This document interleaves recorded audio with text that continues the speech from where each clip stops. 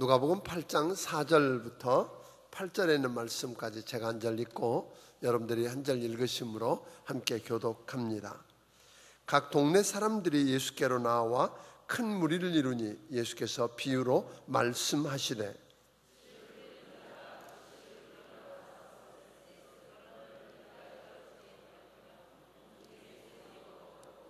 더러는 바위 위에 떨어짐에 싹이 났다가 습기가 없으므로 말랐고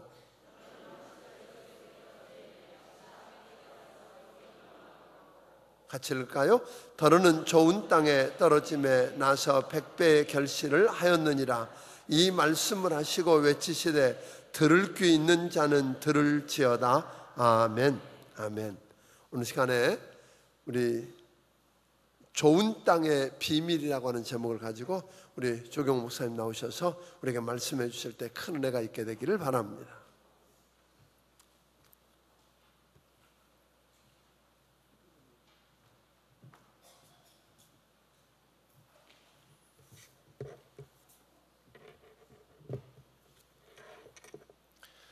헌금 위해서 먼저 기도하겠습니다.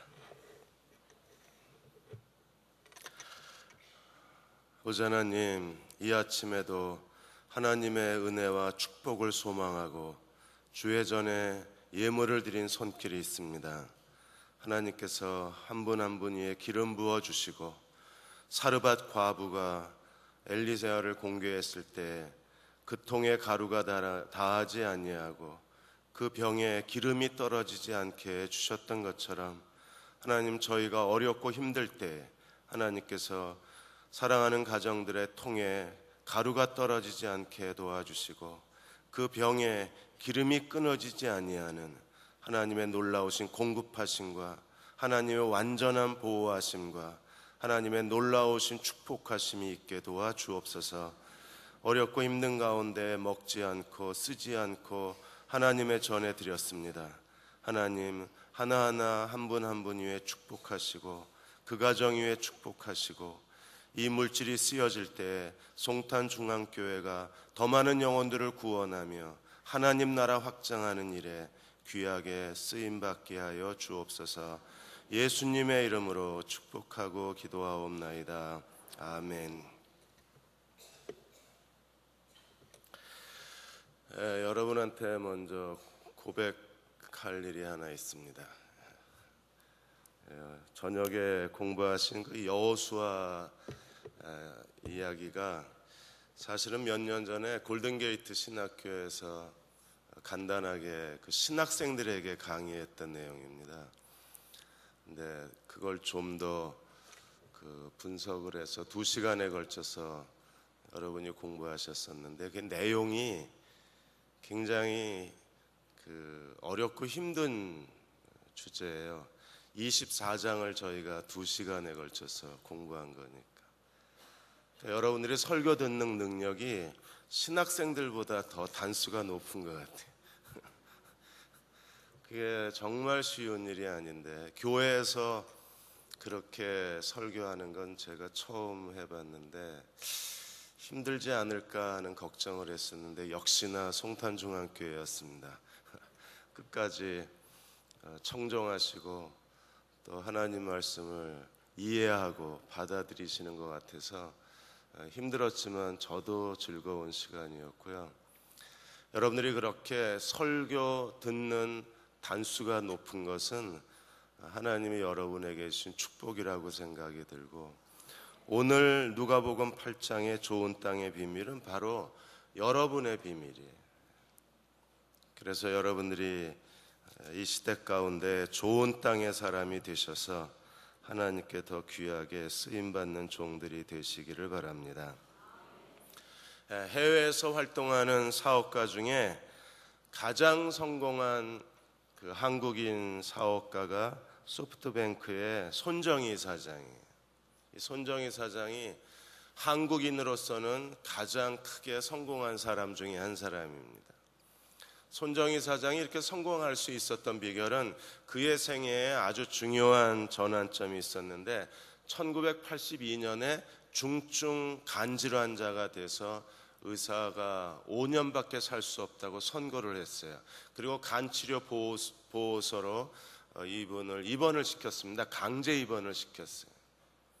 5년밖에 살 수 없다는 말을 듣고 이 손정희 사장이 그러면 내가 뭘 해야 되나 이 병원에서. 그래서 그때부터 3,000권의 책을 읽었습니다. 3,000권의 책을 읽으면서 세계 경제의 흐름, 그리고 기업의 마케팅, 기업의 조직, 이런 것들을 완전히 병원에서 독서를 통해서 체득하신 거예요. 그리고 중간에 뛰쳐나와서 사업을 시작하셔서 이렇게 소프트뱅크라는 사업을 아주 가장 크게 성공한 기업을 일구어내실 수 있었어요. 이랜드 기업의 박성수 사장도 그 사람이 그 이대 앞에서 티셔츠 가게를 열기 전에 출입을 할 수 없을 정도로 그렇게 몸이 힘들었었잖아요. 루게릭병도 있었고, 그런 질병 가운데 그분도 거의 책을 4,000권인가 5,000권을 읽었어요. 그 누워 있으면서. 그러면서 마케팅에 눈을 뜬 겁니다. 그리고 만들어진 게 지금 이랜드 그룹이에요. 사람은 일생에 한 번쯤은 침묵의 시간이 필요하고 집중의 시간이 필요해요. 하나님의 사도 바울을 회심시킨 다음에 사도 바울이 갈라디아 1장에 보면 아라비아로 사라져요. 그리고 다시 바나바에 의해서 안디옥에 등장했을 때 바울은 전혀 다른 사람이 되어 있었습니다. 그 가운데 아마 아라비아에서 오랫동안 바울은 구약을 연구하고 예수 그리스도를 믿는 믿음의 도의 체계를 세웠을 것으로 신학자들이 추정을 해요. 이번에 송탄중앙교회가 9월부터 시작하는 성경 읽기, 전가족 성경 읽기, 전교인 성경 읽기가 여러분의 생애에서 하나님이 내게 주신 집중력, 내게 하나님의 말씀을 마음을 다해서 읽을 수 있는 귀중한 시간으로 알고 우리가 함께 하나님 말씀을 듣고 묵상하고 배울 수만 있다면 하나님은 오늘 네 밭의 비유에서 좋은 땅의 사람처럼 하나님이 30배, 60배, 100배의 열매를 맺게 해주실 거예요. 하나님은 좋은 땅의 사람들과 함께 사역하시고 좋은 땅의 사람들만 하나님의 사람이고 좋은 땅의 사람들만 열매를 맺어요. 여러분, 네 밭의 비유에서 길가에 떨어진 비유는 어떤 비유입니까? 12절에 보시면 길가에 있다는 것은 말씀을 들은 자니 이에 마귀가 와서 그들로 믿어 구원을 얻지 못하게 하려고 말씀을 그 마음에서 빼앗아가요. 들으면서 뺏겨요. 네, 설교 시간만 되면 조시는 분들 들으면서 뺏겨요. 그러니까 설교를 아무리 오래 듣고 많이 들어도 하나도 없는 거예요. 사탄이 다 도둑질을 해갔기 때문에. 사단은 지금도 여기서 도둑질을 해요. 그러니까 길가에 떨어진 사람들은 많이 배우나 진리에 가지는 못해요. 왜 그렇습니까? 계속 뺏기기 때문에. 소매치기를 당하거나 도둑이 들어오거나 길거리에서 노상강도를 당하거나. 바위에 떨어진 사람들은 13절에 어떤 사람들이에요? 말씀을 들을 때 기쁨으로 받으나 뿌리가 없어 잠깐 믿다가, 잠깐입니다, 일시적으로 믿다가 시험을 받을 때만 배반하는 사람. 그러니까 사단은 빼앗지 못한 사람은 그 다음에 어떻게 죽여요? 말려 죽여요.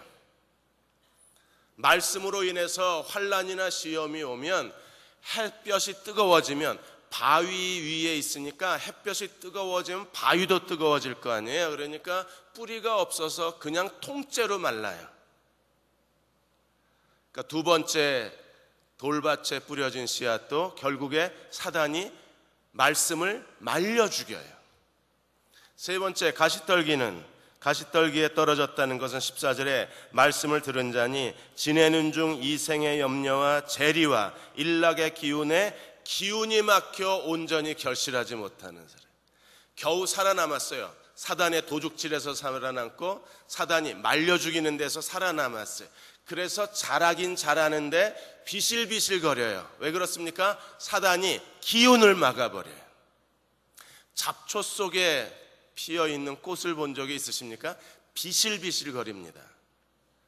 가지도 가늘고 꽃도 시원찮고 잎사귀도 몇 개 나지 않고, 사단은 이제 최후의 방법으로 기운을 막아버려요. 도둑질하고 환난이나 시험을 줘서 말려버리고, 그래도 안 되면 세상의 염려, 재리의 유혹, 이생의 자랑, 온갖 염려로 인해서 말씀의 기운을 막아버려서 열매를 못 맺게 해요. 대부분 이 가시떨기에는 다 걸려 들어갑니다. 그냥 얼굴 보면 염려, 근심, 걱정이 써 있어요. 옆 사람 얼굴 쳐다보세요. 써 있잖아요. 나는 염려한다, 고로 존재한다. 나는 염려하는 사람, 나는 가수다가 아니라 나는 염려하는 사람, 이렇게 써 있잖아요. 그래서 초대교회 그리스도인의 별명 가운데 하나가 염려하지 않는 사람들이라는 별명을 갖고 있었어요.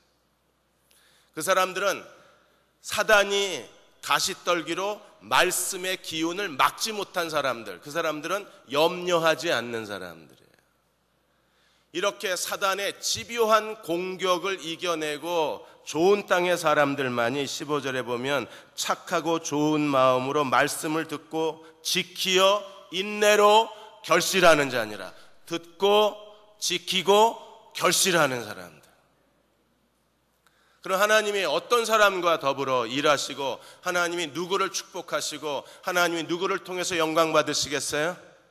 길가가 아니고 돌밭이 아니고 가시떨기가 아니고 좋은 땅의 사람만, 하나님의 말씀을 들을 뿐 아니라 지키고 인내로 말씀을 결실하는 사람들만이 이 시대의 좋은 땅의 사람이 되어서 하나님의 능력의 도구가 될 수 있는 거예요.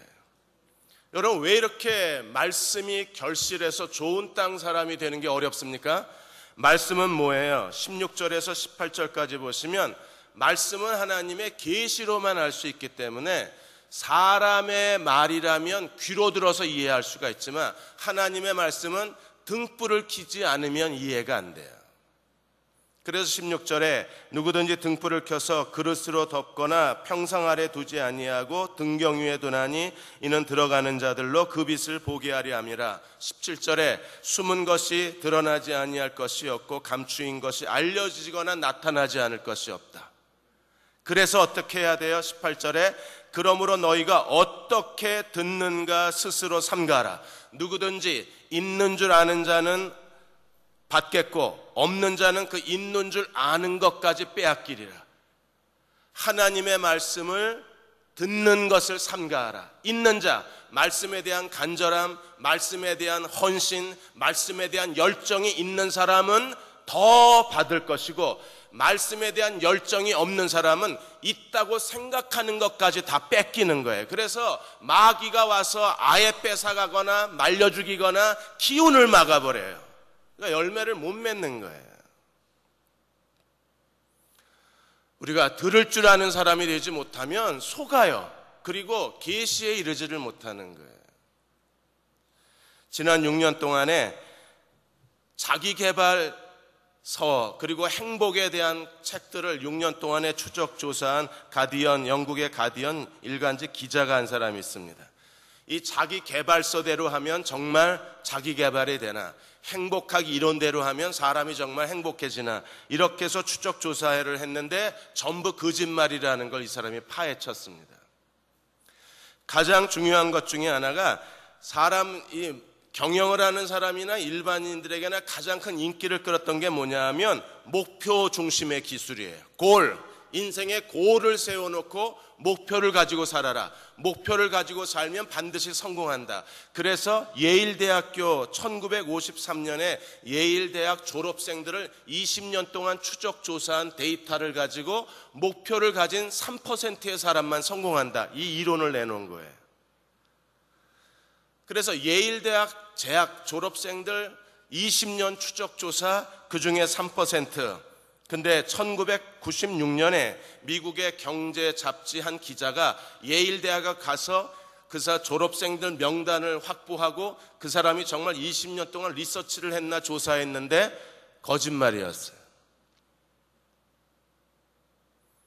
우리는 이 통계만 믿고 그래 맞아 목표만 세우면 성공하는 거야. 내 인생에 목표를 세워야 돼. 그래서 목표가 이끌어가는 40일도 있었잖아요. 우리가 릭 워렌 목사가 만들어내. 근데 이게 거짓말이었어요. 목표를 세운다고 사람이 성공하는 게 아니었었어요. 목표 없는 사람이 있습니까? 나도 목표가 있어요. 근데 더 중요한 게 뭡니까? 듣고 인내로 지키는 실행력이 있는 사람이어야지, 목표만 세워놓는다고 목표가 나를 이끌어가는 게 아니라 내가 목표를 만들어 가야 되잖아요. 내가 목표를 성취해 갈 수 있는 강한 의지와 인격적 실천력이 있는 사람이 뭔가를 만들어내는 거지, 목표만 있다고 목표가 내 인생을 만들어주는 건 아니잖아요. 좋은 땅의 사람도 마찬가지입니다. 좋은 설교만 들으려고 쫓아다녀요. 하루 종일 인터넷 쳐놓고 듣고, 하루 종일 기독교 TV 틀어놓고 대한민국에서 유명하다는 목사님의 설교는 다 듣습니다. 설교만 들으면 자기가 변화될 줄 알아요. 좋은 설교 들으면 자기의 영성이 자라날 줄 압니다. 열심히 설교를 청종하면 뭔가 내 인생에 변화가 있을 거라고 기대합니다. 아무것도 안 일어나요. 어떻게 듣는가를 주의하라 그랬습니다. 듣기만 해가지고 삶이 변화되는 게 아니라 듣고 인내하고 지켜야만 열매 맺는 사람이 되는 거예요. 이런 집중적인 자신의 삶 전체를 바치는 집중적 노력이 없으면 좋은 땅 사람이 될 수가 없는 거예요. 그래서 사도행전 17장 11절에 베레아에 있는 사람들은 데살로니가에 있는 사람들보다 더 신사적이어서, 유게비스가 무엇입니까? 고상한 사람들, 인격이 갖추어진 사람들, 사람됨이 뛰어난 사람들. 베레아 사람들은 데살로니가도 굉장히 하나님의 은혜가 폭발했던 교회예요. 데살로니가에 바울이 3주밖에 없었습니다. 겨우 3주. 그랬는데 데살로니가전서 1장에 보시면 데살로니가 사람들의 믿음이 아시아에 다 퍼졌어요. 바울이 3주밖에 없었는데 3주 들은 말씀을 가지고 아시아가 깜짝 놀랄 정도로 데살로니가 교회의 믿음은 놀라운 믿음이었어요. 그랬는데 그 데살로니가 사람보다 더 신사적인 사람이 베레아 사람들이에요. 어떤 사람들이었습니까? 간절한 마음으로 말씀을 받고 그랬어요. 첫 번째, 그들은 인격이 뛰어났어요. 신사적이고. 두 번째는요, 간절한 마음으로 말씀을 빨아들이고, 그리고 날마다 그러한가 하여 성경을 상고함으로, 상고하다 아타크리노는 뭐냐면 물건을 쏟아놓고 진짜 가짜를 하나씩 갈라내는 거예요.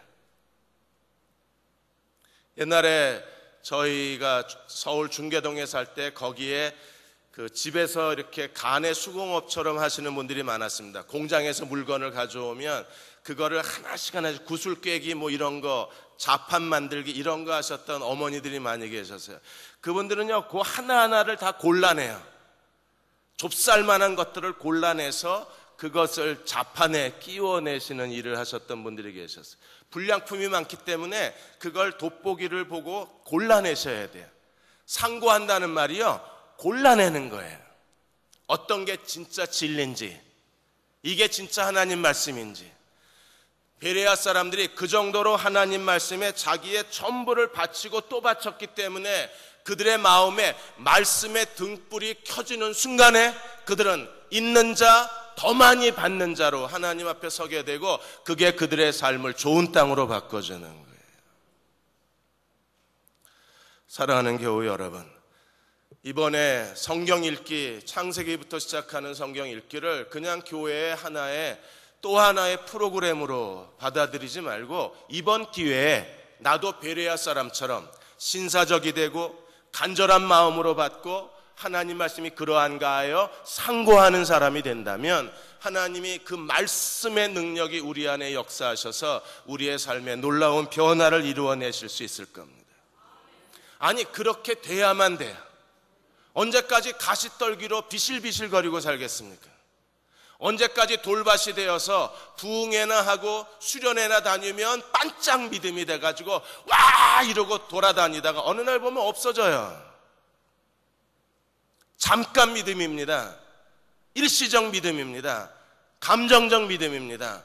이런 변덕스러운 삶이 계속 업다운 업다운 업다운. 나이도 들었으니까 그만해야 되잖아요. 언제까지 20년 30년 그 좋은 설교를 듣고 맨날 뺏기며 살겠어요? 집안에 아무것도 없어요. 항상 도둑이 자기 집처럼 드나들어가지고. 이번에 내 운명을 바꿉시다. 길가에서 좋은 땅으로, 돌밭에서 좋은 땅으로, 가시떨기에서 돌밭으로 완전히 바꾸어서 하나님의 놀라우신 축복과 부흥과 하나님의 영광을 맛보는 주의 종들이 되시기를 주의 이름으로 축원합니다. 그렇게 되지 못하면 미국 교회 짱나는 거예요. 미국의 이번에 남침내 교단에서 최근에 북미주에 대한 설문조사를 발표했는데 북미주의 3억 4,400만 명 중에 복음을 한 번도 듣지 못한 사람들이 2억 5,900만 명이에요. 미국과 캐나다에. 다시 읽어드려요. 3억 4,400만 중에 2억 5,900만 명이 언리치드 피플입니다. 한 번도 교회로부터 정식으로 복음을 들은 적이 없어요. 미국과 캐나다에. 그래서 SBC에서 놀래가지고 해외 선교 파트를 국내 선교로 돌렸어요. 그래서 더 많은 도시에 복음적인 교회를 개척해야 되겠다고 해서 2011년도부터 국내 선교 교회 개척이 북미 지역에서 활발하게 지금 일어나고 있어요. 제가 아는 전도사 하나가 이번에 교회를 개척했는데 교회 SBC 본부에서 교회 개척하고 3년 동안에 전에는 500불, 600불 줬는데 이번에 1,400불을 주더라고요. 1,400불이면 살아요, 한 가족이. 그러니까 전폭적 지원을 하는 거예요. 왜 그래요? 북미 지역이 이제 보니까 이게 복음이 죽은 지역이에요. 교회가 죽은 지역이 됐습니다. 완전히 길가가 돼버렸어요. 왜 이런 일이 일어났습니까? 그동안 정부가 앞장서서 보이지 않게 복음 전도에 장애를 가져와. 길거리에서 전도하면요 체포당합니다. 미국은. 공원에서 전도하면 경찰이 와서 잡아가요. 2002년부터 피닉스에서 자기 집에서 성경 공부하던 목사님이 지난 2달 전인가 경찰에 체포당해가지고 60일 구금 조치됐어요. 집에서 성경 공부했다고. 그래서 이게 지금 미국이 긴장하고 있습니다. 집에서 가정교회 하는 목사들이 이게 다른 주로 이 법령이 파급될까봐 두려워하고 있어요. 미국은 죽었어요. 왜 이렇게 됐습니까? 베레아 사람들처럼 말씀에 대해서 신사적이고 간절한 마음으로 날마다 그러한가하여 상고하고 이 말씀에 대한 헌신이 멈추는 순간에 순식간에 미국 땅은 돌밭이 되고 길가가 되어서 교회가 죽어가고 있는 거예요. 좋은 땅의 사람이 되면 그러면 우리는 어떤 삶을 사는가? 8장에 5가지가 나와요. 이 사람들이 좋은 땅의 사람들이에요. 첫째, 8장 1절에서 3절까지 보시면 예수를 섬겼던 여인들의 믿음이 나옵니다. 이후에 예수께서 갓성과 총회에 두루다니시며 하나님 나라를 반포하시며 그 복음을 전할세. 좌편엔 누가 있었어요? 12제자가. 우편엔 누가 있었습니까? 여인들이. 어떤 여자들이요? 2절에 악귀를 쫓아내신과 병고침을 받은 어떤 여자들, 곧 7 귀신이 나간 자 막달라 마리아, 헤롯의 청지기 구사의 아내 요한나, 수산나, 다른 여러 여자가 함께하여 뭘로? 자기들의 소유로 누구를? 저희를 섬기더라. 그러니까 그들은 자기들의 모든 소유와 재산을 다해서 예수님을 수종들었던 여인들이 있었기 때문에 예수님이 3년의 공생애 동안에 하나님 나라를 전파하고 각 성과 촌에 두루다니면서 복음을 전하실 수 있었어요. 좋은 땅의 사람들은 어떤 사람들입니까? 기꺼이 자신의 가진 것을 다 주님께 드려서 하나님 나라 확장을 위해서 귀하게 쓰임받는 사람들이에요. 이 헌신력이 어디서 옵니까? 말씀에서 오는 거예요. 말씀에 불이 붙어서 주님께 헌신하는 사람들은 멈추질 않습니다. 중단하질 않습니다. 시간이 지날수록 더 많은 걸 주님께 드리지 몇 번 해보고 안 된다고 포기하는 사람들이 아니에요. 막달라 마리아, 마리아 삼총사, 예수님의 어머니 마리아, 베다니의 마리아. 베다니의 마리아는 어떤 여자였어요? 예수님이 베다니 나사로의 집에 방문하셨을 때 마리아는 예수님이 오셨다고 뷔페 차려놓고 그 다음에 삼계탕 끓여놓고 개고기 잡고 열심히 음식 준비하고 정신이 없는데, 마리아는 예수님의 발 앞에 앉아서 주의 말씀을 들었어요. 마르다가 쟤 좀 나를 도와주라고 마리아 좀 꾸짖어 주십시오 라고 했을 때 주님이 뭐라 그랬습니까? 마리아는 가장 좋은 것을 선택하였으니 빼앗기지 아니하리라. 오늘 이 막달라 마리아는 예수님의 발에 향유를 붓고 자기 머리털로 씻었던 여인이었었어요. 그리고 그렇게 한 번 주님께 헌신하고 멈춘 것이 아니라 예수님을 계속 따라다니면서 예수님을 수종들었고 결국에는 죽음의 자리, 부활의 자리까지 찾아가서 예수 그리스도의 그 부활하신 주님의 영광을, 가장 처음 본 영광을 누가 얻어요? 이 마리아가. 송탄중앙교회에도 이 마리아가, 치마 입고 다니는 모든 분들은 이 마리아 삼총사가 되시기를 주의 이름으로 축원합니다. 여자 화장실 들어가시는 분들을 전부 이 마리아 삼총사로 주님을 섬기셔서 하나님 나라에 그 이름이 기록되고 많은 사람들이 오래도록 기념하는 주님을 섬기는 여종들이 되시기를 주의 이름으로 축원합니다. 파스칼이 팡세에서 이렇게 말했습니다. 세상에는 세 종류 사람밖에 없다. 첫 번째 사람들은 하나님이 있거나 말거나 상관없이 사는 사람들. 두 번째는 하나님을 열심히 찾는 사람들. 세 번째는 하나님 안에 깊숙이 들어와서 하나님과 동행하는 사람들. 이 여자들은 세 번째 부류의 사람들이에요. 하나님 안에 깊숙이 들어와서 하나님을 사랑하고 하나님을 섬기고 하나님을 끝까지 섬겼던 여인들이었습니다. LA에 가시면 포레버 21이라고 그래가지고 그 패스트 패션 쪽에서 일하시는 장도원, 장진숙 부부가 계세요. 이분들이 얼마나 헌신적이냐 하면 LA에 그 풀러 신학교가 있는데 풀러 신학교가 기숙사가 별로 없어요. 주택가 한복판에 학교가 있어가지고 그래서 이분들이 아파트를 5층짜리였나 그랬어요. 아파트 한 동을 통째로 사가지고 그걸 풀러 신학교의 기숙사로 기증을 했어요. 풀러 신학교 역사상 이 5층짜리 아파트를 통째로 사서 신학교에 기증한 사람이 없어요.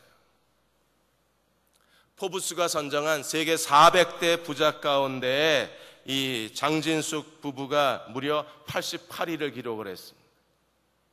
이 사람들이 가지고 있는 재산이 4조 1,400억이에요. 26살에 미국에 건너갔습니다. 고등학교 출신입니다. 그래서 26살에 미국에 건너가서 주유소, 식당, 종업원, 접시 닦기 안 해본 게 없어요. 언제 하나님이 이 사람을 축복하셨느냐면 어느 날 말씀을 듣다가 이분이 내가 하나님의 자녀로 거듭나야 되겠다고 생각을 하고 그리스도를 믿고 거듭나고 구원의 확신을 가지고 그때부터 주님께 하루하루 충실하게 산 것이 오늘의 포레버 22를 가져온 거예요. 장진숙 장도원 부부는 간증할 때 아마 그 기독교 TV에도 이분들 간증이 한번 나왔을 거예요. 그분들이 간증하면서 늘 빼놓지 않는 게 뭡니까? 말씀이 내 인생을 이끌어왔다는 거예요. 말씀이. 내가 내 인생 끌어간 게 아니라 하나님 말씀이 나와 내가 하는 사업과 내 모든 헌신을 누가 이끌어가요? 말씀이. 그래서 그 축복을 지금 자기는 경험하고 있고 하나님이 나를 더 하나님의 놀라운 그릇으로 쓰기를 원한다고 고백하고 있는 거예요. 두 번째는요,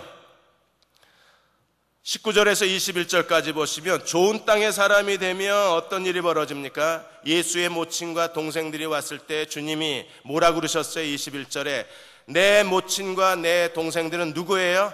하나님 말씀을 듣고 행하는 이 사람들이라. 좋은 땅의 사람이 되면 하나님이 우리에게 새로운 신분을 주시는데, 새로운 축복을 주시는데, 우리가 어떤 사람이 돼요? 하나님 나라의 가족이 되는 거예요. 다윗도 뭐라고 고백했습니까? 주를 경외하는 자와 주의 법도를 지키는 자가 내 친구다 그랬어요. 여러분, 이제부터 하나님 말씀을 듣고 순종하지 않는 사람은 아예 교인 취급을 하지 마. 잘라버려. 하나님 나라 가족이 아니잖아요. 길가, 돌밭, 가시떨기 미안하지만 아니다예요. 누가 진정으로 하나님 나라 가족이에요? 예수님의 어머니, 예수님의 동생, 예수님의 누이 동생, 어떤 사람들입니까? 하나님 말씀을 듣고 행하는 사람. 아직까지 내가 하나님의 자녀라는 확신이 없고 하나님 나라의 가족이라는 확신이 없다면, 여러분들 이번 기회에 창세기로부터 시작해서 하나님 말씀을 듣고 지켜서, 열매도 다르잖아요. 30배, 60배, 100배, 이왕이면 100배. 창세기 49장 28절에 야곱이 자기 12아들을 다 축복을 해요. 아버지가 아들을 축복을 합니다. 여러분의 가정에 진정한 하나님의 가족이 되셔서 육신적으로만 가족되지 말고 온 가족이, 남편과 아내, 아들과 딸들이 하나님 말씀을 듣고 순종하는 가정이 되셔서 육신적으로도 가족이요, 하나님 나라 안에서도 하나님의 가족이요. 그래서 부모가 자녀들을 축복할 때 야곱이 어떻게 축복했습니까? 28절에 보면 야곱이 각 사람의 분량대로 축복했다 그랬어요. 하나님은 우리 한 사람 한 사람에게 하나님이 내게 주신 적합한 축복이 있어요. 내게 주시고자 하신 축복이 있습니다. 그러면 그 축복을 나는 반드시 받아야죠. 주시는 것도 못 받아 살면 어떡해요? 그 예수님의 상급에 대해서 쓰신 책 가운데 하나 보면, 그 목사님이 어느 한 사람 형제를 만났는데, 잔이라는 형제를 만났는데, 잔이 어느 날 꿈을 꿔요. 꿈을 꿔가지고 천국에 들어갑니다. 그래서 예수님을 인도를 받고 천국의 그 화려한 금으로 만든, 보석으로 만든 천국을 구경하고 도시를 구경하고 있는데, 도시 한가운데 거대한 물류창고가 하나 있는 거예요. 그래서 이 잔이 천사에게 물어봤습니다. 저건 뭐냐고. 저건 창고라고. 무슨 창고냐? 하나님의 축복의 창고라고. 하나님의 축복의 창고면 내가 창고 구경하면 안 되겠냐 그랬더니 천사가 말하기를 보지 않는 게 좋을 거라고. 왜 하나님의 축복인데 왜 보면 왜 안 되냐 그랬더니, 보면 마음이 아프고 보면 후회스러울 거기 때문에 나 같으면 보지 않겠다고. 근데 잔은 계속 보여달라고 그래서 천사가 문을 열고 들어가요. 그랬는데 높이 쌓여진 물품 창고에 사람들 이름과 그 간단한 그 사람에 대한 히스토리가 있고 상자들이 가득 쌓여 있는 거예요. 이게 다 뭐냐 그랬더니 지구상에 사는 모든 사람들의 상자래요. 내 것도 있냐? 네 것도 있다 그러고, 그 사람이 인터넷으로 검색을 하고 스마트폰으로 검색을 하더니 4열 12번이 네 창고라고. 그래서 4열 12번에 가서 잔이라는 창고에 상자를 꺼내서 여는 순간에 그 상자 안에 잔이 자기가 살면서 내가 가졌으면 원했던 게 그 상자 안에 다 들어있는 거예요. 이거 정말 내가 갖고 싶었던 건데 이게 왜 여기 있냐고. 이게 하나님이 너를 위해서 준비해 놓으신 거라고. 근데 왜 안 주셨느냐고. 내가 구하지 않아서 주지 않으셨고, 내가 받을 자격이 없어서 하나님이 여기에 보관 중인 축복이라 그래서. 그게 하나님의 상급이라는 책에 나오는 글이에요. 그리고 이 사람이 깨어나고 그걸 간증을 하면서 우리가 구하지 않아서 하나님이 주지 못하신 게 너무 많다. 오늘 이 새벽에 여러분들이 하나님 앞에 구하는 종들이 되시기를 바랍니다. 우리가 얻지 못하면 제일 먼저 큰 실패가 뭐예요? 구하지 아니함. 구하여도 얻지 못하면 정력으로 쓰려고 잘못 구함이라. 하나님 뜻에 맞지 않아서 그래요. 맞는지 맞지 않는지 내가 판단하지 말고 일단은 뭐예요? 구하는 것부터 시작해요. 어제 저녁에 말한 것처럼 일단은 해요. 좀 뭐 똑똑한 척하고 내가 여기서 판단하지 말고 일단은 좀 구해요. 아니면 안 주실 거고, 그게 하나님 마음이 아파하면 주실 거고, 그걸 왜 내가 판단해요? 아, 이건 내 정력일 거야. 그건 내 생각이지. 이거 하나님의 뜻에 맞을 거야. 이것도 내 생각이지.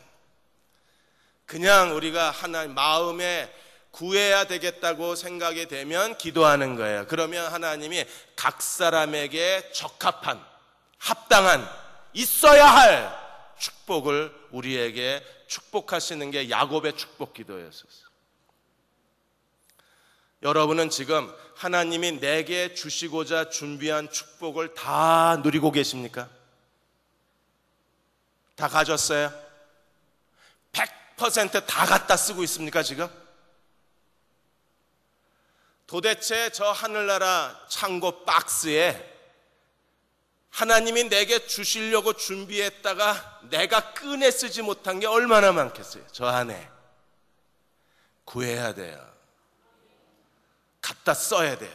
왜? 우리는 하나님이 우리의 아버지시고 우리는 그분의 자녀이기 때문에. 세 번째가 무엇입니까? 게네사렛 호수의 풍랑 사건이 8장 22절에서 25절까지 일어나요. 예수께서 호수 저편으로, 22절을 자세히 보십시오. 호수 저편으로 건너가자 하심에 제자들이 건너갔어요. 그런데 중간에 갑자기 풍랑이 일어나는, 헬몬산하고 갈릴리 호수는요 1200m 차이예요. 갈릴리 호수는 세상에서 제일 낮은, 대지보다 지표면보다 훨씬 낮은 호수입니다. 그래서 헬몬산의 차가운 공기가 갈릴리 호수의 뜨거운 공기와 만나는 순간에 자주 풍랑이 일었어요. 그래서 폭풍이 일어납니다. 그래서 제자들이 23절에 어떻게 됐어요? 광풍이 호수에 내리침에 배에 물이 가득하여 위태하게 됐습니다. 예수님은 뭐 하시고? 주무시고. 지금 이 폭풍이 몰아오는 데에 제주도에 배가 하나 떠 있는데 거기서 주님이 주무시고 계신 거예요. 이 시속 50m의 광풍 속에서 잘 주무시고 계신 거예요. 그래서 이렇게 시끄럽게 설교하는데도 잘 자요. 어떤 사람들은 주님을 닮아가지고 주님이 그 시끄러운 데서 주무시는 거예요. 제자들이 어떻게 했어요? 24절에 깨워 가로되 주여 주여 우리가 죽겠나이다. 그래서 예수께서 잠에서 깨어 바람과 물결을 꾸짖으시니 잔잔해졌습니다. 25절에 너희 믿음이 어디 있느냐? 엥? 헐. 뭔 소리예요? 믿음이 뭐예요? 위급했을 때 주님께 도와주십시오. 119 전화 걸고 SOS 전보치고 도와주세요, 살려주세요. 이게 믿음 아니에요? 아, 예수님이 자다가 깨가지고 화나셨습니까 지금? 자다가 깨면 화나잖아요. 자다가 깨서 화가 나셨어요? 믿음이 어딨나니? 아니 깨웠는데 이게 믿음 아니고 뭐가 믿음이에요? 그랬는데 예수님께 도와달라고 요청했는데 너희 믿음이 어디 있느냐 그랬습니다. 여러분 믿음이 뭐예요? 믿음이 뭡니까? 예수님이 지금 배에 왜 타고 계세요? 24절에 뭐라 그랬습니까? 22절에 호수 저편으로 건너가자. 이게 하나님의 아들 예수 그리스도의 말씀인 것을 믿으십니까? 건너가자 이랬으면 배는요 건너가게 돼 있어요. 여호와께서 가라사대 빛이 있으라 하매 빛이 있었고, 하나님의 말씀은 그 말씀이 신적 권위가 있어서 여호와의 입으로 나온 말이 헛되이 여호와께로 돌아가지 않아요. 건너가자 이러면 배는 건너가요. 아무리 폭풍이 몰아치고 파도가 몰아치고 배가 물이 잠기면 잠겨서라도 갈 거예요. 그러니까 주님이 주무셨죠. 왜? 건너가자고 그랬으니까. 배는 건너가는 거 아니에요. 이해가 되세요? 왜 주무셨는지? 건너가자. 건너가는 거예요. 그 배는. 바람이 분다고 깨가지고 소리 질 필요 없어요. 파도가 쳐서 배가 물이 잠기게 되었다고 일어나서 소란스럽게 왔다 갔다 할 필요 없어요. 그냥 자요. 건너가자 이랬으면 가는 거예요. 그냥 깨져서라도 가겠죠. 물에 잠겨서라도 어떻게든 가겠죠. 그래서 인류 최초의 잠수함 기록이 나오겠죠, 성경에. 이걸 믿지 못한 게 믿음이 없는 겁니다. 그래서 너희 믿음이 어디 있느냐? 우리는 급할 때 예수님께 도와주세요, 도와주세요, 도와주세요. 이게 믿음 좋은 사람이라고 착각하는데 아니요. 믿음이라는 것은 하나님이 말씀하신 걸 붙잡고 그 말씀이 이루어질 것을 믿는 믿음이 진짜 믿음이에요. 조지 물러가 5만 번 기도 응답을 받을 수 있었던 능력의 비결이 무엇입니까? 조지 물러는 핑거 프레이어예요.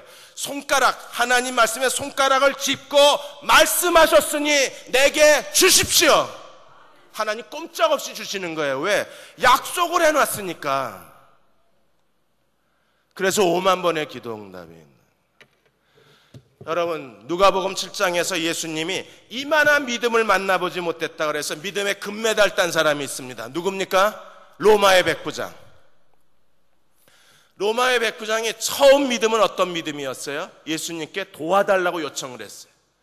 유대 장로들을 통해서 도와달라고 그러고, 유대 장로들이 이 사람이 우리를 위해서 회당을 지어준 사람이기 때문에 도와주는 게 합당합니다. 이래서 장로들의 에스코트를 받으면서 예수님이 로마 백부장의 집으로 가고 있었잖아요. 그랬는데 다시 친구들을 보내가지고 뭐라 그럽니까? 나는 감당할 수 없습니다. 아니, 오랄 때는 언제고 이제 와가지고 나는 감당을 못하겠습니다. 이 사람이 장난치는 거예요 지금? 왜 감당치 못한다 그랬어요? 그리고 로마 백부장이 뭐라 그랬습니까? 다만 말씀만 하옵소서. 그리하면 내 하인이 낫겠나이다. 백부장이 어디서 이 믿음이 생겼습니까? 로마의 백부장이니까 군대는 곧 명령이잖아요. 명령은 곧 죽음이잖아요. 그러니까 군인들은요, 백부장의 권세를 가지고도 명령만 하면 부하들이 그 명령을 순종하는데, 사람의 권세를 가지고 권세 있는 사람의 말이 그대로 집행이 되는데, 하물며 하나님의 아들이신 그분의 권세를 가지고 그분이 말씀하시면 이루어진다. 그것을 믿는 믿음이 백부장의 믿음이에요. 말씀만 하옵소서. 예수님이 건너편으로 건너가자. 그 다음에는요, 자요. 그냥 깨고 나면 배는 건너편에 가 있을 거예요. 그동안에 풍랑이 치던, 철길이 끊어지던, 배가 깨지던, 한국과 일본이 전쟁을 벌이던, 미국이 일본을 벌이던, 그거 상관없어요. 세계 경제가 무너지고 어쩌고 상관없습니다. 우리는요, 그냥 자요. 설교 시간에 자란 말이 아니고 그냥 배에서 자요. 근데 건너가자, 이 말씀을 누가 들을 수 있어요? 성경을 펴고 읽는 사람이 그 말씀에서, 기록된 말씀에서 내게 주시는 말씀을 들어요. 성경을 안 읽는데 어느 날 성령이 귀에다 대고 하나님 말씀하시는 적은 없어요. 그럼 이거 왜 주셨습니까? 이 성경을 우리에게 주신 이유가 어디 있어요? 읽어라! 읽으면 내 귀가 들을 것이다. 들을 귀 있는 자는 들으라. 어떻게 듣는 것을 삼가하라. 하나님 말씀을 펴고 주야로 묵상하면 들어요. 들었으면 믿으세요. 그게 믿음입니다. 믿으면 말씀이 그대로 이루어지는. 네 번째 사건이 8장 26절에서 39절까지 거라사인의 사건입니다. 거라사인의 광인은 어떤 사람이었습니까?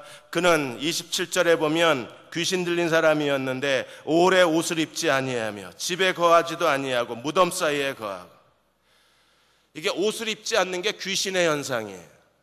요즘 여자애들 보십시오. 그게 팬티인지 옷인지 초미니 핫팬츠를 입고 다닙니다. 이게 귀신의 현상이에요. 뭘 노려봐요. 그냥 농담한 거예요. 아침에 힘드실까 봐. 폭풍도 오는데 즐겁게 하자는 거지. 어쨌든 귀신의 현상은 옷을 벗어요. 얘는 자꾸. 그 다음에 귀신의 현상이 무엇입니까? 29절에 쇠사슬에 고랑에 매어도, 귀신이 한번 사로잡으면 쇠사슬과 고랑으로 붙잡아 매어도 맨 것을 끊고, 뭘 끊어요? 쇠사슬을 끊고 귀신에게 몰려 어디로 가요? 광야로. 요즘 현대인들은요, 쇠사슬을 끊어요. 저 미국에서 6년 운전하고 왔다가 한국에 와가지고 운전을 못하겠어요. 그냥 나만 가면 돼야. 막 끼어들고 깜빡이도 안 켜고 그냥 와, 어떻게 한국이 이렇게 변했나 싶어요. 제 아내는 운전 잘하더라고요. 그 사이를 빠져나가면서 더 빨리 가. 그냥 서로 쇠사슬을 끊어요.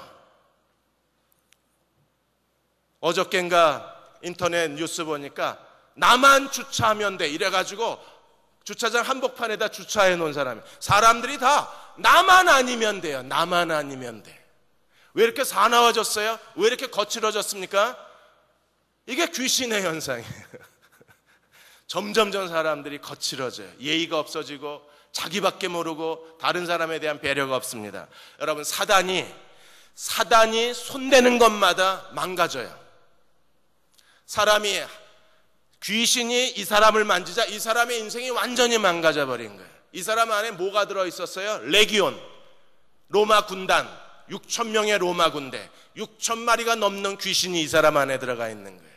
그래서 나가라고 소리 지르자 이 귀신이 어떻게 요청합니까? 돼지떼 들어가겠대요.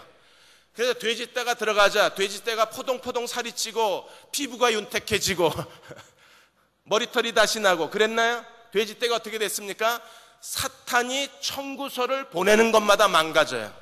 돼지떼가 어떻게 됐어요? 그대로 절벽을 달아서 이 돼지떼가 전부 몰살을 해버리고 맙니다. 사단은 어떤 존재예요? 우리를 괴롭게 만드는 존재예요. 사단은 우리를 넘어뜨리는 존재입니다. 사단은 우리를 망가뜨리는 존재예요. 사단은 지금도 우리를 시험해요. 너무 지나치게 사탄 귀신 이러는 사람도 문제지만 너무 지나치게 사단이 어딨어 귀신이 어딨어 이러고 경계심을 풀고 사는 것도 문제예요. 이러한 사단의 유혹을 알고 이 사단의 유혹을 이겨낼 수 있는 사람은 어떤 사람들입니까? 예수님이 40일 금식하시고 광야에서 시험을 받으셨을 때 주님이 어떻게 이 사단의 유혹을 이겨내셨어요? 하나님께서 가라사대 신명기의 말씀을 가지고 돌을 떡덩이로 만들라 뛰어내려라 천사가 너를 붙잡아 줄 것이다 이런 모든 세상 부귀 영광을 다 보여주고 나에게 절하라 그러면 이 모든 것을 너에게 주리라. 이 모든 사단의 집요한 시험을 주님 뭘로 이기셨어요? 가라사대. 우리가 성경을 부지런히 읽고 성경에 매달려야 되는 이유가 가라사대. 어쨌든 귀신, 마귀, 이놈이 손만 대면 망가지기 때문에. 미국의 LA의 수정교회, 로버트 슐러 목사님 교회, 유리가 11,000장이잖아요. 유리교회. 근데 이 교회가 사탄이 건드리자 날아가 버렸어요. 사탄이 건드리면 다 망가지는 거예요. 사탄이 건드리면 괴로움에 빠지는 겁니다. 슐러 목사님이 그 아들, 딸들에게 교회를 물려줬는데 아들과 딸이 서로 대적을 했어요. 서로 싸웠어요. 서로 교회 안에서 분쟁이 일어났습니다. 순식간에 10,000명이 넘는 교인 수가 줄었어요. 그래서 빚더미에 올라앉아가지고 결국에는 교회가 작년에 매각됐잖아요. 천주교회. 손 대면 사탄이 청구서를 보내. 12제자 가운데 누구한테 청구서가 갔어요? 베드로. 사단이 너를 청구하였으나. 근데 어떻게 베드로가 믿음을 지켰습니까? 믿음이 떨어지지 않기를 주님이 기도하셨기 때문에. 사단의 모든 유혹을 우리가 무엇으로 이겨낼 수 있어요? 하나님 말씀으로. 마지막으로 5번째 사건이 바로 40절에서 56절까지 있는 두 여자, 12숫자의 두 여자. 회당장 야이로의 12살 된 딸, 12년을 혈루증으로 앓던 여자. 그래서 회당장 야이로의 집에 주님이 치료하러 가시다가 중간에 어떤 여자를 만나요? 여러분 12년을 하혈을 했어요. 걷지도 못했을 겁니다. 제가 화상을 당해가지고 2달 동안 병원에 누워 있었는데 못 걸었어요. 2달 만에 못 걸어요. 근데 이 사람은 12년을 하혈을 했으니까 완전 빈혈에다가 거의 사람이 산송장이었을 거예요. 그랬는데 예수의 소문을 듣고 군중을 뚫고 예수의 뒤로 와서 이 여자의 간절한 믿음이 어떤 믿음이었어요? 옷자락에만 손을 대어도 내가 나음을 얻으리라 하는 순간에 예수님이 찌릿했잖아요. 그래 누가 내 몸에 손을 댔다. 베드로가 뭐라 그랬어요? 군중이 이렇게 에워싸는데 주님께 손대는 사람. 요새 아이돌 지나가며 엉덩이 만지고 어깨 만지고 가슴 만지고 도망가는 아줌마들 많잖아요. 그런 것처럼 예수님 아이돌보다 더 아이돌이신 주님이 지나가는데 와가지고 만지고 지나가는 사람 얼마나 많았겠어요. 그랬는데 예수님이 찌릿한 거예요. 누가 내 몸에 손을 댔다. 내게서 능력이 나갔다. 이걸 주님이 아셨어요. 그래서 12년을 혈중 앓던 여자가 많은 의원에게 많은 재산을 허비하고 그래도 낫지 않았던 여자가 그 주님의 옷에 손을 대는 순간 즉시 혈루의 근원이 그쳐버렸어요.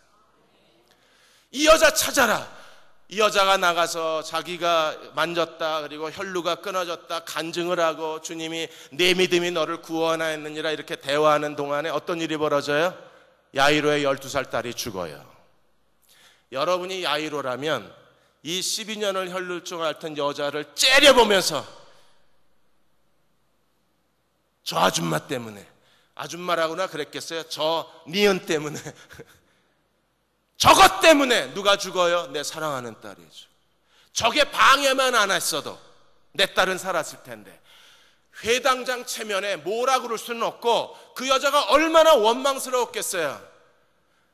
저것만 아니면, 저 여자만 아니었으면, 저 여자 때문에 지체만 안 했으면 내 딸이 사는 건데 이제 내 딸이 죽었어요. 방금 죽었어요. 그것도. 이 여자가 중간에서 예수님의 발걸음을 멈추지만 않았으면 살았을 거예요. 왜? 주님은 어떤 병든 자도 고치시니까. 근데 이 여자 때문에 방금 죽었어요. 방금. 얼마나 이 여자가 원망스러웠겠어요. 아니 늙은 주제에 넌 죽어야지, 젊은 애가 살아야지, 어쩌자고 너 살자고 내 딸 죽이냐. 이제 12살인데 어차피 12년 쏟고 죽었으면 너 지금 살아도 산송장이야. 차라리 네가 죽어야지 내 딸이 죽어야 되겠냐. 얼마나 야이로가 고통스러웠겠어요. 평생 그 여자가 얼마나 원망스러웠겠어요. 딸의 사진을 볼 때마다, 스마트폰에 딸의 사진이 떠오를 때마다 야이로는요, 이 12년 혈루증을 앓던 여자가 얼마나 괴로웠겠어요. 그래서 이민 갔잖아요, 미국으로. 그 여자 보기 싫어서. 근데 주님이 뭐라고 그러셨어요? 이 50절 예수께서 들으시고 가라사대 두려워 말고 믿기만 하라. 그리하면 딸이 구원을 얻으리라. 우리는 하나님을 제안해요.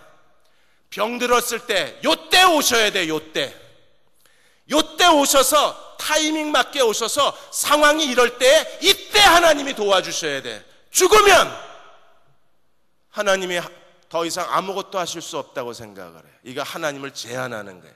요때. 근데 주님은요, 병든 사람을 치유하실 뿐 아니라 주님은 어떤 분이세요? 죽은 자도 다시 살리시는 하나님의 아들이심을 아무도 의식을 못한 거예요. 두려워 말고 믿기만 하라. 우리가 해야 될 일은 뭡니까? 뭐 때문에, 누구 때문에, 어떤 상황 때문에, 그래서 내가 망하고, 그래서 내가 기회를 잃어버리고, 그래서 내 인생이 이 꼬라지가 됐다고 스스로 자책하는 게 아니라, 다른 사람을 원망하는 게 아니라, 이제는 기회가 늦었다고 주저앉는 게 아니라, 우리가 해야 할 일은 뭐예요? 그래도 두려워 말고 믿기만 하면 어떤 일이 벌어집니까? 죽은 딸이 다시 살아나요. 하나님은 늦으시는 법이 없어요. 우리가 늦었다고 생각하는 거예요. 하나님 말씀에 사로잡힌 사람들은 어떤 상황이 돼도 요 때야.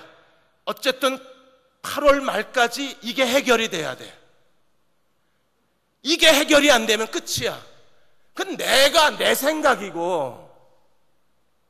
근데 8월 31일 밤 12시가 됐는데 1분 남았어. 1분 안에 하나님은 얼마든지 기적을 행하실 수 있어.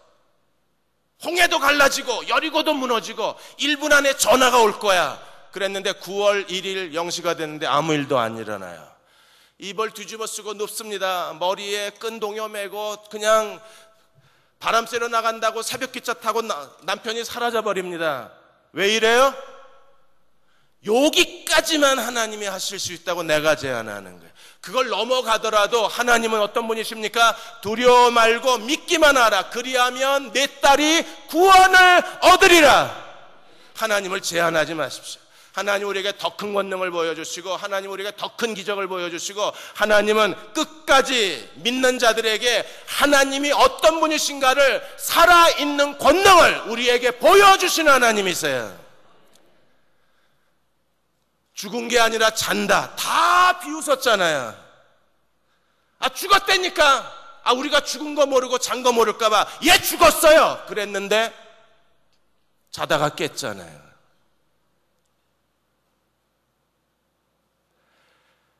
우리가 쉽게 포기하지 않고 끝까지 하나님을 의지하는 사람이 되려면 뭐가 필요합니까? 말씀이 주는 믿음의 힘을 가져야 되는 거예요. 이란에 테헤란 궁이 있는데, 테헤란 궁의 그 안에 거울로 실내 설계를 하고, 그래서 거울궁이라고 이름을 붙였어요. 설계도에. 그래서 거울을 프랑스 그 세계 최고의 유리 공장에다가, 프랑스에다가 내면의 거울을 전부 거기다 맞췄습니다. 그래서 테헤란 궁은 거울궁이 될 거예요. 그랬는데 이 거울을 운반하는 과정에서 운반을 잘못해가지고 거울이 다 산산조각이 났습니다. 이란의 관계자들은 분노하고 설계사는 쩔쩔매고 이 다 깨진 거울을 다시 공정을 맡겨서 그게 제작이 돼서 돌아오려면 테헤란궁 개관이 너무 늦어지는 거예요. 근데 기술자 한 사람이 이 깨진 거울을 가지고 우리가 새로운 시도를 해봅시다. 다 안 된다 그랬습니다. 그런데 이 사람이 깨진 거울 조각을 벽에 붙여서 모자이크를 만든 거예요. 그리고 모자이크를 다 만들어 놓고 그 다음날 아침에 태양이 비칠 때 거울빛이 방안을 환하게 비치게 되어 있는데, 그 거울보다도 더 아름답고 보석처럼 빛나는 그 보석들이 테헤란 궁 안에 가득한 거예요. 그게 깨진 유리 조각 모자이크예요. 그래서 거울궁이 뭐로 바뀌었느냐 하면 보석궁으로 바뀌어요. 이란에 가시면 꼭 가서 보세요. 너무 화려하고 너무나 아름답습니다. 그 아침 햇살에 그 반짝거리는 수많은 보석 더미들, 그게 실수로 깨진 거잖아요. 그랬는데 이 기술자는 깨진 거울을 최고의 보석궁으로 바꿔놓은 거예요. 생각을 바꿔서. 내 인생의 거울이 깨졌습니까? 우리가 하나님 말씀에 오래도록 앉아 있으면 말씀이 깨진 거울을 가지고 내 인생의 보석 궁궐을 만들어낼 거예요. 말씀이. 그런 저와 여러분이 되시기를 주의 이름으로 축원합니다. 기도하겠습니다.